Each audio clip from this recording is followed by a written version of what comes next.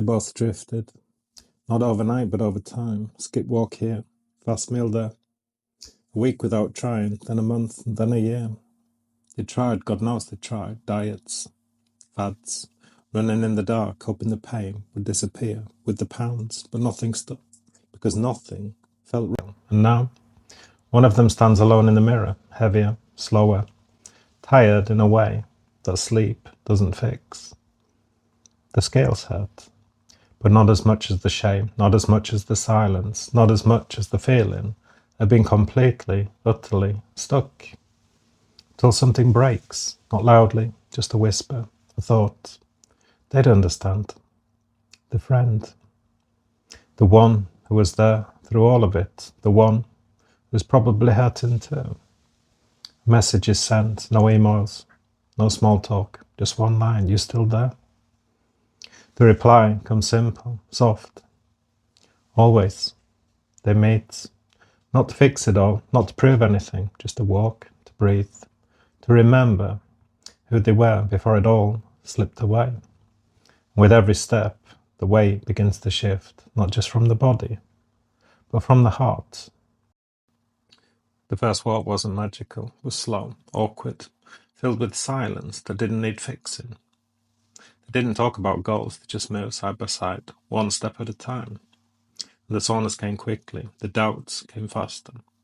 They tried this before and failed before, but something was different now. It's not motivation, not discipline, just each other. They laughed once, not because it was funny, but because it felt good to feel anything again. No cameras, no loud music, no perfect leggings or fitness apps, just two people trying not to quit on themselves. The first week was hard. The food wasn't satisfying. The sleep didn't come easily, and the bodies still felt heavy. But they showed up. Every walk was a decision. Every meal was a chance. Every sore muscle was proof they were waking up. They weren't chasing a dream body. They were chasing something simpler. Peace. Energy. A life that felt more alive. They weren't there yet, not even close, but for the first time in years, they believed they could be. Progress isn't in a straight line. Sometimes it's a flat one, sometimes it dips, sometimes it disappears completely. They've been walking, eating better, sleeping more, and feeling proud, but then the weight stopped shifting. The soreness came back, the mirror didn't look kinder, the cravings whispered louder. One of them almost didn't show up. The bed was warm. The excuses felt true. What's the point? The other waited at the corner, phone in hand, thumb hovering over. It's okay if you can't today. But then a figure in the distance, no smile, no makeup, just heavy steps and a heavier heart. They walked in silence that day, the kind of silence that says, I'm not okay, but I'm not giving up.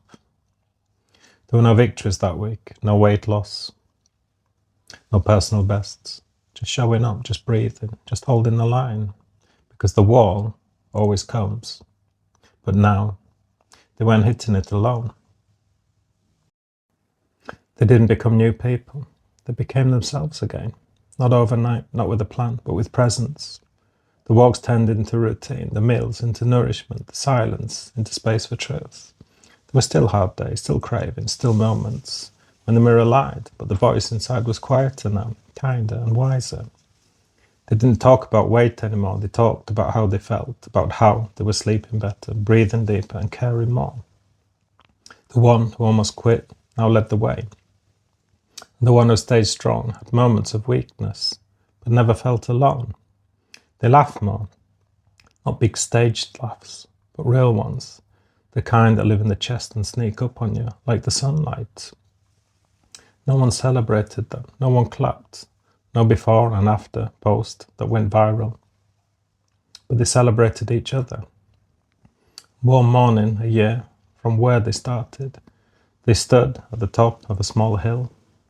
No fanfare, no big reveal, just two friends, sweaty and smiling, breathing like they earned it because they did.